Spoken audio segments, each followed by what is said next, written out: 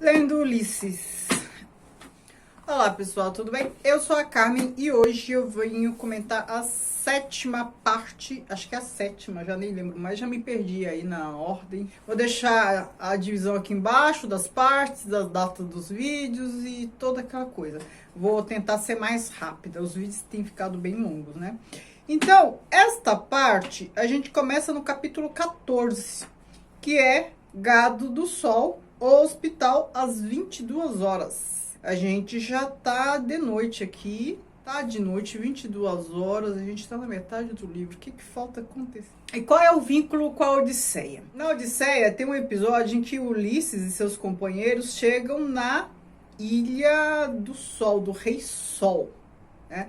Só que antes de chegar lá, quando Ulisses foi ao inferno, né? Tem aquela. Ulisses, Odisseu, enfim. Odisseu foi até o inferno, reviu a mãe, viu Tiresias, aquele adivinho cego. O adivinho cego tinha dito para eles não comerem os bois lá dessa ilha. Aí o que acontece? Os companheiros de Ulisses do Odisseu comeram os bois.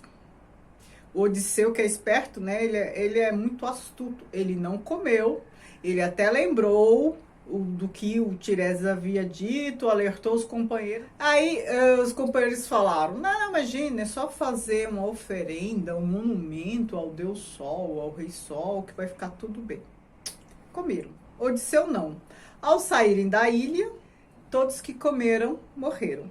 E o que temos aqui em Ulisses, do Joyce? A gente tem uma parte que é bem diferente. Aliás, eu acho que vocês já perceberam que cada capítulo tem uma estrutura totalmente diferente dos outros. Uma escrita diferente, um tema diferente.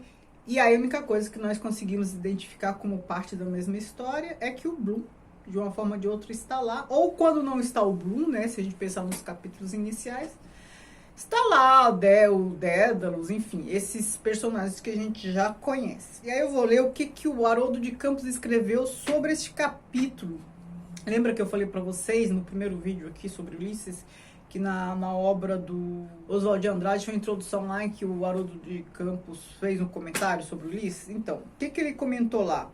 Ele falou que este capítulo é um desenvolvimento embrionário até o parto é apresentado por intermédio de uma elaborada paráfrase da evolução da língua e da literatura inglesa, desde o anglo-saxão primitivo, monossilábico e aliterativo, até o Cockney. Cockney é uma espécie de dialeto, e o slang das ruas, que são o que? Gírias, né?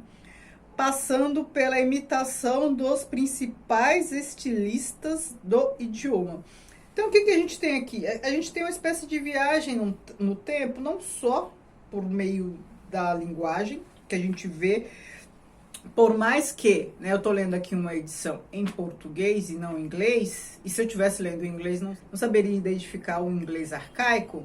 O que a gente consegue identificar, se não as palavras? A estrutura, a sintaxe. E a sintaxe pode ser traduzida. Então, assim, vamos buscar a equivalência o quê? Há uma sintaxe do português arcaico, uma sintaxe do português de séculos atrás, para fazer uma aproximação da sintaxe do inglês arcaico. Então, isso a gente vê aqui. Além das palavras bem diferentes, a gente, pela estrutura sintática, a gente percebe que é um texto, é um contexto bem remoto.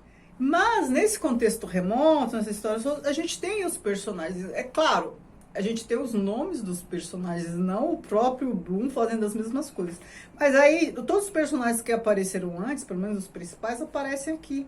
Então tem um viajante Leopoldo, que veio para não sei o quê. Aí depois tem aqui o manso senhor Leopoldo, né, o Bloom, que a gente sabe que ele é manso. E também o senhor Simon e com esse outro filho, o moço Stephen, que é o que? O Dédalus, né? Tá falando do Dédalus e o pai dele. Vocês percebam, só por esses trechinhos, o modo de se referir a esses personagens, aqui, né?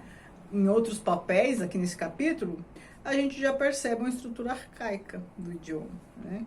Tem outro trechinho aqui que eu grifei, está fazendo referência ao Bloom aqui da história, mas ao Bloom nosso, né? Que a gente já conhece, o Bloom contemporâneo, ó. estava por lhe haver falecido filho de gentil coragem. Pela estrutura se percebe, né, linguagem arcaica, e aqui ele está falando do filho do Bloom, né, o filho do Bloom, contemporâneo, realmente morreu. Tão magoado também, em não menor medida, ficava pelo moço Stephen, porque vivia despejadamente com aqueles desbragados e esbanjava o de seu com putas. Percebam a estrutura. Então, aqui, essa parte é toda assim. Esse capítulo é todo assim. E vai contando, aparecem outros personagens aqui. Aí tem uma parte que ele fala assim, quinta-feira, 16 de junho. O que é dia 16 de junho? Bloomsday. É o dia da vida do Bloom, né? Essa obra toda se passa em um dia da vida do Bloom, que é dia 16 de junho. Aqui faz referência. Assim, quinta-feira, 16 de junho, Patrick. Dignam, que é aquele personagem, se eu não me engano, aquele amigo que faleceu, jazia em letra de uma apoplexia e depois de dura seca, Deus trazendo chover, aí vai falando, né? Ou seja, naquele dia, do dia do enterro, e naquele dia 16 de junho aqui do Bloom contemporâneo, a gente tem o dia da vida dele, e ele vai no enterro desse amigo. Aí outro trechinho, lá, Leop, aí tem um pontinho, Bloom, do jornal de Crawford, aí a gente está falando, né, de um Bloom no jornal. Depois ele fala assim, Stephen D. Ponto, né, o Stephen Dedalus, Leop. Bloom, lá estava por cansaço e tal. Depois, mas a gente fala de Dona Senhora Moll, que é o que? A mulher do Bloom, a Molly. E a gente vai vendo equivalência nessa história tão escalafobética. Aparece o Mulligan, né, amigo. Essa parte toda é assim. Língua arcaica, tá falando de personagens num contexto longínquo, mas que tem equivalência com personagens. Aqui tem uma parte que ele fala assim, o Minotauro que o gênio do elegante poeta latino nos legara nas páginas de suas metamorfoses. Tá falando de Metamorfoses do Ovídio, né? Aquela obra magnífica que nós lemos aqui em leitura compartilhada. E aí, todo esse capítulo é assim, gente. Eu não consegui associar isso aqui com a Odisseia. Apesar de o nome do capítulo ser Gado de Sol e a gente ter uma passagem lá, essa passagem que eu contei para vocês, eu não consegui associar isso aqui, que a gente leu, ao episódio da Odisseia. Se alguém conseguiu, deixa aqui, eu vou adorar saber. O próximo capítulo, a gente tem o capítulo 15, que é Circe, o bordel, às 24 horas, né? Então aqui, antes, o hospital era 22 horas, aqui, o bordel, 24 horas. E aqui, qual é a estrutura dessa parte? Eu falei para vocês, muda o capítulo, aí muda a estrutura, né? Aqui a gente tem a estrutura de uma peça de teatro. Então tem a apresentação dos personagens, a apresentação do contexto ali, um parágrafo resumindo, e depois as falas diretas. E aí a equivalência na Odisseia. Circe, na Odisseia, é uma feiticeira, né? Ela é uma bruxa. É uma feiticeira, uma bruxa que domina magia, faz lá magia, enfeitiça lá os companheiros do Odisseu, transforma eles em pó. E aí depois Palas Atenas ajuda o Odisseu a reverter esse feitiço, né? A fazer com que os amigos dele voltem ao normal. E aí os amigos voltam ao normal, só que voltam mais jovens do que eram, né? Isso acontece na Odisseia. E aqui a gente tem esse episódio, uma peça de teatro. A gente tem uma situação em que o Bloom vai ao bordel. Aí aparece aqui o Stephen Dedalus, e aqui a gente tem a primeira vez em que o Stephen e o Bloom conversam, né? A gente já teve aqui episódio em que eles se viram, se cruzaram, né? Cruzaram lá na biblioteca e tal, mas eles não tinham tido contato. Aqui eles conversam. Esse capítulo é bem grande. E aqui o que é interessante, a Gert, aquela mocinha por quem o Bloom ficou excitado, que a gente viu no vídeo anterior, ela aparece aqui, tá? Soslaiando, Gert McDowell cocheia à frente, retira de trás, cúpida, e mostra tímida sua pecinha ensanguentada. É a fala da Gert, ela tipo acusando o Bloom de tê-la desvirginado, alguma coisa assim, que fala que odeia ele. Dá a impressão que é uma peça de teatro que mobiliza situações fantasiosas, né, de personagens aqui. pelo menos em alguma medida.